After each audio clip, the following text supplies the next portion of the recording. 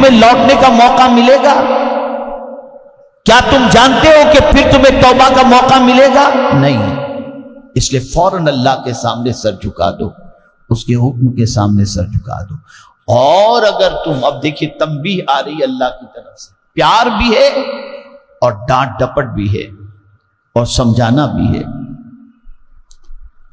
اور اگر تم یہ سمجھتے ہو کہ بعد میں کر لوں گا تو سن لو، بعد کی بات پر مت جاؤ۔ من قبل ان یاتیکم العذاب، اس سے پہلے کہ تم کو عذاب گھیر لے، آ جائے تمہارے اوپر عذاب، اس سے پہلے توبہ کر لو۔ ابھی تم بچے ہوئے ہو، ابھی تم بچے ہوئے ہو، ابھی تم کو مہلت دی جا رہی ہے ہماری طرف آنے کی۔ آ جاؤ ہماری طرف، سر جھکا دو، ورنہ کبھی عذاب آئے گا تو ساری دنیا مل کر کے بھی تم کو تمہاری مدد کرنا چاہے تو ثم لا تنصرون، کوئی تمہاری مدد نہیں کر سکتا، کچھ بھی تمہاری کوئی مدد نہیں کر سکتا۔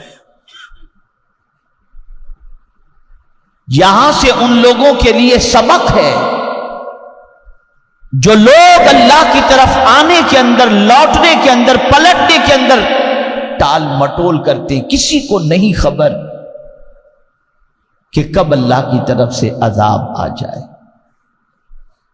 اب یہ آیت فرمانے کے بعد، یہ ارشاد فرمانے کے بعد، وَأَنِيبُوا إِلَىٰ رَبِّكُمْ وَأَسْلِمُوا لَهُ مِن قَبْلِ أَن يَأْتِيَكُمُ الْعَذَابُ ثُمَّ لَا تُنصَرُونَ۔ اب پھر اس کے بعد ایک اور حکم آ گیا، اور یہ پہلے کے حکم کے مقابلے میں تھوڑا سا وسیع اور تھوڑا سا سخت ہے۔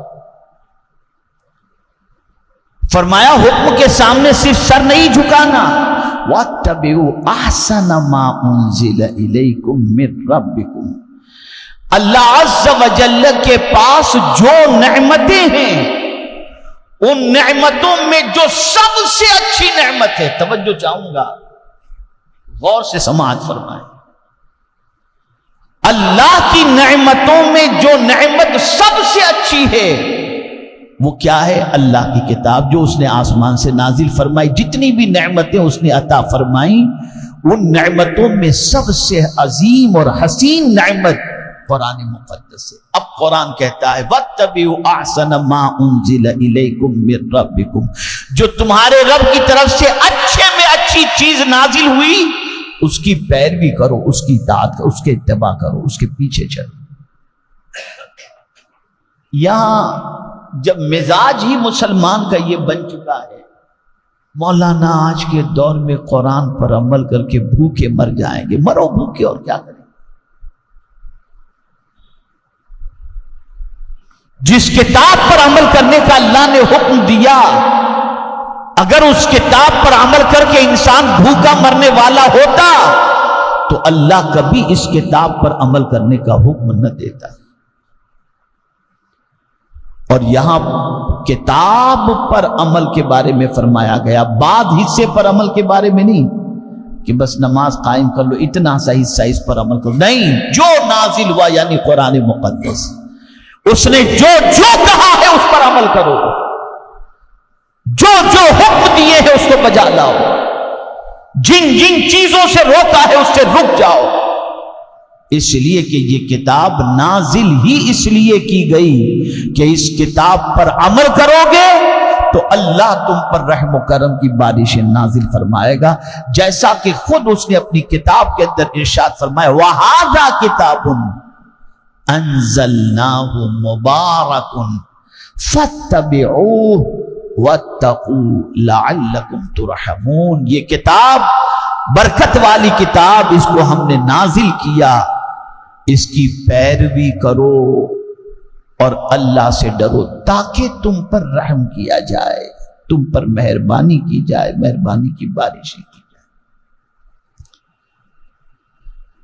جتنوں کی زندگی کا جائزہ لیجئے جو اس کتاب پر عمل پیرا تھے، وہ مٹی کو ہاتھ میں لیتے تھے تو مٹی سونا بن جایا تھا۔ یہ اس کتاب کی برکت تھی، یہ اس کتاب کا احسان تھا، یہ اس کتاب کی برکتیں تھیں۔ اب یہاں جو تنبیہ کی جا رہی ہے، اللہ اکبر، اگر کوئی یہ سوچے کہ نہیں ابھی ذرا دنیا میں جمع کر لوں، دنیا دیکھ لوں، دنیا کو بہت کچھ انجوائے کر لوں، پھر میں کتاب کی طرف آؤں گا، اللہ کی طرف آؤں گا۔ اس کو میں تھوڑا سا سمجھا دوں، یعنی میں اس وقت اللہ کی طرف آؤں گا جب دنیا کے لائق نہیں رہوں گا۔ یعنی اب بچے بھی ٹھکراتے نظر آئیں گے، کہیں گے بوڑھا ہو گیا ہے تو کسی کام کا نہیں، ٹک ٹک کیوں کرتا ہے؟ جب بچے بھی چھوڑ دیں گے تب میں مسجد کی طرف آ جاؤں گا۔ جب بھاگ دوڑ نہیں کر سکوں گا تو اللہ کی طرف آ جاؤں۔ جب کسی کام کا، دنیا کے کسی کام کا نہیں رہوں گا تب میں اللہ کی طرف آؤں گا۔ تو قرآن کہتا ہے نہیں، ایسا نہیں چلے گا، ایسا نہیں چلے گا۔ پہلی آیت میں فرمایا گیا پلٹ آؤ اللہ کی طرف، تمہارے رب کی طرف، اور سر جھکا دو۔ اور دوسری اور فرمایا من قبل ان یاتیکم العذاب، اس سے پہلے کہ تم پر عذاب آئے، ثم لا تنصرون، تمہاری کوئی مدد نہ کرے۔ اب دوسری آیت میں فرمایا واتبعوا احسن ما انزل الیکم من ربکم، لیکن یہاں تھوڑا سخت حکم آیا، من قبل ان یاتیکم العذاب بغتۃ، بغتہ کا لفظ آیا، وانتم لا تشعرون۔ ٹال مٹول مت کرو، اللہ کی کتاب کی پیروی کے لیے تیار ہو جاؤ۔ کب؟ اس سے پہلے کہ اچانک، پہلے کیا کہا؟ من قبل ان یاتیکم العذاب، بس اتنا۔ یہاں تھوڑا سا سخت حکم آیا کہ من قبل ان یاتیکم العذاب بغتۃ، اچانک میں آ جائے۔ زلزلہ آ گیا، تم تو منصوبے بنا رہے تھے، زلزلہ آیا ختم، بلڈنگ گری ختم، سیلاب آیا ختم، ایکسیڈنٹ ہو گیا ختم، تمہیں خبر؟ یہ سب اچانک ہوتا ہے۔ کیا کسی کو خبر ہے کہ کل کا سفر اس کا اطمینان بخش ہوگا؟ کیا کوئی یہ جانتا ہے کہ یہاں سے نکل کر وہ خیر و عافیت سے گھر پر پہنچ جائے گا؟